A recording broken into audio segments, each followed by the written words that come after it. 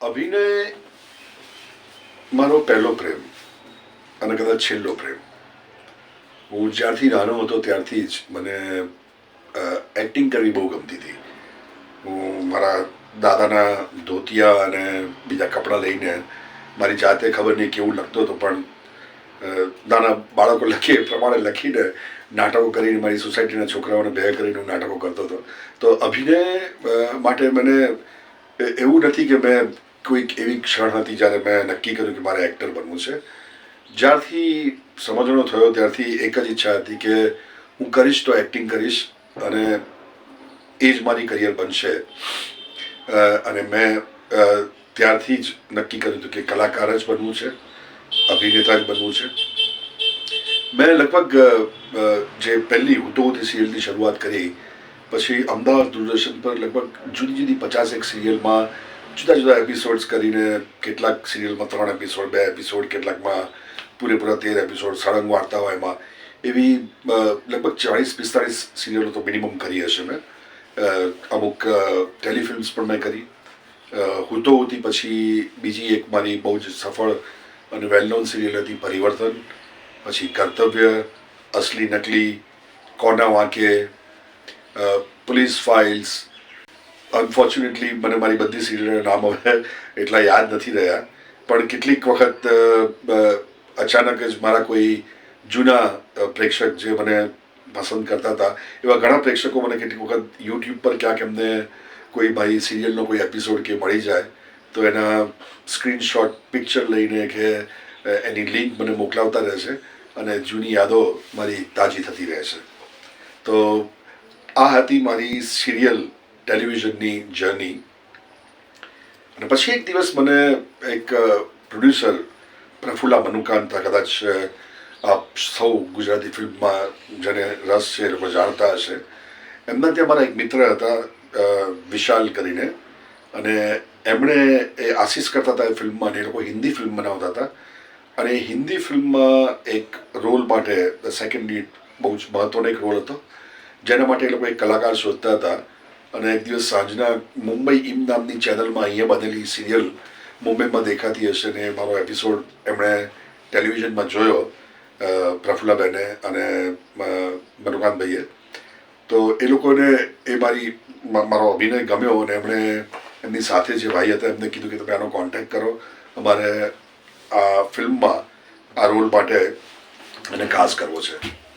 અને મને મુંબઈ બોલાવવામાં આવ્યો, અને પછી મને અમદાવાદમાં બેઠા બેઠા જે લોકો સ્ટ્રગલ વર્ષો થાય છે એક ફિલ્મ કરવા માટે, I was lucky, very lucky કે મને અમદાવાદમાં રહીને એક હિન્દી ફિલ્મમાં એક મહત્ત્વના રોલ કરવાની તક મળી. ફિલ્મનું નામ હતું હત્યાકાંડ, અને એક બહુ જ પોપ્યુલર સાઉથની એક ફિલ્મ હતી લોકઅપ ડેથ, એના પરથી એ લોકોએ હિન્દીમાં રીશૂટ કરીને, એટલે રીમેક ફિલ્મ હતી. તો એ ફિલ્મ મારી અહીંયા શૂટ થઈ, એનું ડબિંગ એ થયું, પણ અનફોર્ચ્યુનેટલી રિલીઝ થાય એ પહેલાં મારા ઓસ્ટ્રેલિયાના વિઝા આવ્યા, અને પછી હું ઇન્ડસ્ટ્રીને અહીંયાથી રામ રામ કહીને ઓસ્ટ્રેલિયાની ધરતી પર ગયો. અમદાવાદ ટેલિવિઝન દૂરદર્શન પર કામ કરતાં કરતાં મને બહુ જ બધું મળ્યું. મને નામ મળ્યું, એક ઓળખ મળી, ઘણા બધા મિત્રો મળ્યા, જેમ કે આપણા સિને સરિતાવાળા ભૂપેન્દ્રભાઈ રાવલ. એ પણ એ મિત્રતા એમની જે છે આટલા વર્ષોની, એ પણ મને દૂરદર્શનમાં કામ કરતાં કરતાં જ મળી. અને ટેલિવિઝનમાં કામ કરતાં કરતાં મને જે સૌથી મોટી ગિફ્ટ મળી એ મારી ધર્મપત્ની મનીષા પંચાલ. હું અને મનીષા બંને આ ઇન્ડસ્ટ્રીમાં કામ કરતાં કરતાં જ એકબીજાને મળ્યા, પ્રેમમાં પડ્યા અને લગ્ન કર્યા. અને લગ્ન કર્યાના લગભગ 6 વર્ષ પછી 5 વર્ષ પછી અમે લોકો ઓસ્ટ્રેલિયા માઇગ્રેટ થયા. 1997માં હું ઓસ્ટ્રેલિયામાં માઇગ્રેટ થયો. જ્યારે ત્યાં ગયો ત્યારે ત્યાં આગળ એક નાનકડું ગુજરાતી સમાજ, ગુજરાતી કોમ્યુનિટીનું એક નાનકડું ગ્રુપ હતું. નસીબ જોગે ત્યાં આગળ જે પણ માઇગ્રન્ટો હતા એ વખતે સિડનીમાં, હું ઓસ્ટ્રેલિયાના સિડની શહેરમાં રહું છું અત્યારે, અને ત્યાં જ હું 1997માં માઇગ્રેટ થઈને ગયો. તો ત્યાં આગળ જે ગુજરાતી સમાજમાં જે ગુજરાતી મિત્રો ત્યાં હતા એ ઘણા બધા લોકો 1990-92ની સાલની આજુબાજુ ઓસ્ટ્રેલિયામાં માઇગ્રેટ થઈને ગયેલા, અને એ બધા જ અહીંયાથી મારી દૂરદર્શન પર મારી જે સિરિયલ્સ એમણે જોયેલી એનાથી વાકેફ હતા, મને ઓળખતા હતા.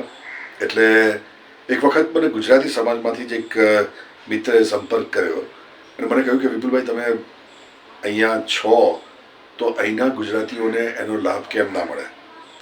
તમે અહીંયા કશુંક એવું કરો કે જે આપણા કલ્ચર, આપણી ભાષા અને આપણી જે સંસ્કૃતિ છે ગુજરાતી, એની સાથે અહીંના જે નવી જનરેશનના બાળકો છે એ લોકોને કંઈક શીખવા મળે, એ લોકોને કંઈક જોવા મળે. પ્લસ અહીંયા જે ગુજરાતીઓ જે છે આપણા દેશથી આટલા દૂર અહીંયા આવીને વસ્યા છે, એમને જે ભાષાની, સાહિત્ય અને કલ્ચર અને આ નાટક, સંગીત એના વિશે જે એમને ભૂખ છે, તો એના માટે તમે કંઈક કરો.